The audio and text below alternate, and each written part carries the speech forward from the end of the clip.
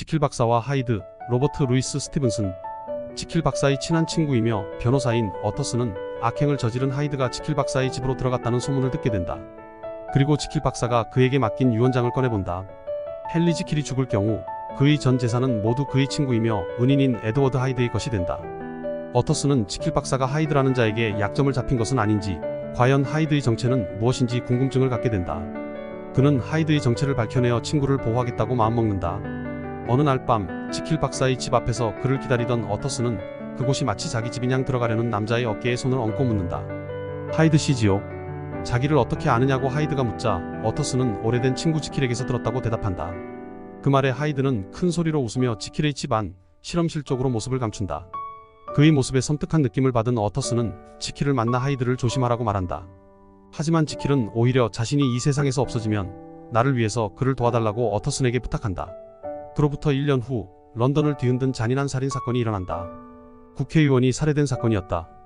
그 사건 역시 하이드가 범인으로 밝혀지고 경찰은 하이드의 인상착의가 적힌 지명수배 전단을 만든다. 그러나 아무리 찾아봐도 하이드의 가족은 한 사람도 없었고 그의 사진 한 장 구할 수 없었다. 그를 봤다는 사람이 몇 명 나오긴 했으나 소름이 오싹 끼칠 정도로 기분 나쁜 인상이라는 사실 말고는 무엇도 더 알아낼 수 없었다. 어터슨이 지킬을 만나 하이드의 이야기를 전하자 그는 2번 다시 그를 만나지 않겠다고 말한다. 그 일로 지킬과 하이드의 인연이 끊어진 것 같아 어터슨은 안심한다. 그런데 지킬과 절친한 또 한 명의 친구인 의사 레니언이 시름시름 앓더니 세상을 떠난다. 그는 어터슨에게 지킬 박사가 죽거나 행방불명이 되기 전에는 절대로 열어보지 말라는 당부와 함께 이상한 편지를 하나 남긴다. 그 후 지킬 박사는 실험실에 틀어박혀 세상 밖으로 나오지 않는다. 어느 날 어터슨은 산책을 하다 지킬 박사의 집 창문에서 마치 죄수처럼 처량하게 앉아있는 그의 모습을 보게 된다.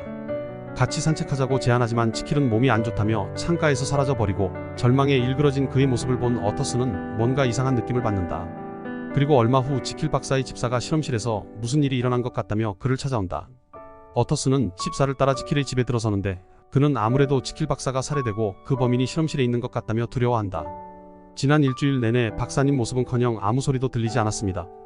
문이 열린 적도 한 번 없었습니다. 그리고 이런 종이 쪽지만 계단 위로 던져져 있곤 해요. 그 쪽지에는 어떤 약품을 사오라는 내용이 적혀 있었는데 주문한 물건을 사올 때마다 주문했던 약품과 다르다며 몇 번이나 다시 심부름을 보내곤 했다는 것이다. 그가 어느 날인가는 실험실 건물 안으로 들어가 보았더니 어떤 남자가 복면을 쓰고 실험실을 마구 돌아다니며 무언가를 급히 찾다가 자신을 보고는 괴상한 소리를 지르며 도망쳤다고 했다. 집사는 주인이 살해된 것이 틀림없다며 그 범인은 하이드인 것 같다고 말한다. 어터슨은 지킬 박사의 문 앞으로 가서 지킬을 부른다. 그런데 안에서 들리는 목소리는 지킬이 아닌 하이드의 것이었다. 어터슨은 하인들과 함께 실험실 문을 부수고 들어간다. 실험실 안에는 램프가 켜져 있고 불꽃이 일렁이는 난로 위에서 주전자에 물이 부글부글 끓고 있었다. 그 방 한가운데에 경련을 일으키며 쓰러져 있는 사람은 바로 하이드였다. 얼굴 근육을 실룩거리고 있었으나 목숨은 이미 끊어진 상태였다. 하이드는 깨진 유리병을 손에 꼭 쥔 채 누워 있었는데 거기서 강한 약품 냄새가 풍겨왔다. 하이드가 자살했음을 알아차린 어터슨은 그가 지킬을 살해하고 그 죄가 두려워 자살한 것이라고 추정한다. 실험실 건물 구석구석을 뒤졌으나 그의 시체는 찾지 못하고 지킬이 남긴 유언장을 발견한다. 그 유언장에는 지킬 박사의 재산을 물려받을 사람이 하이드가 아닌 어터슨으로 고쳐져 있었다.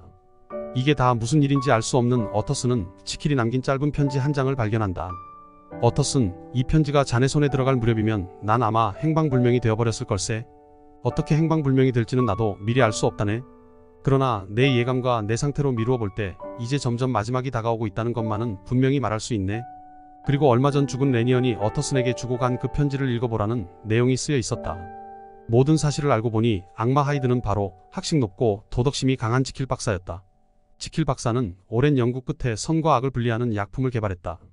하지만 그 약은 악의 성질만 분리시키는 반쪽짜리였다.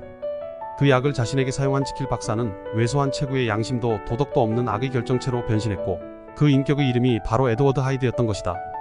그렇게 지킬은 악인인 하이드가 되어 악행을 저지르다가 다시 반작용제를 먹고 착한 사람 지킬 박사가 되었다가 하며 두 인물로 살았고 점점 악행에 중독되어 갔다. 결국 약이 잘 듣지 않게 되어 원래 모습으로 돌아오는 일이 불가능해졌고 지킬 박사는 고통스럽게 죽어간 것이다.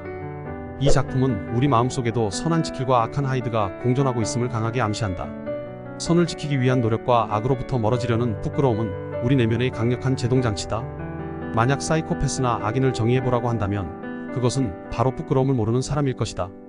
이 이야기는 결국 가장 두려운 존재가 외부의 악이 아니라 바로 내 안의 도살인 본능과 충동임을 깨닫게 한다. 이 내면의 갈등을 의식하고 부끄러움을 느낄 때 우리는 비로소 선으로 나아갈 수 있다.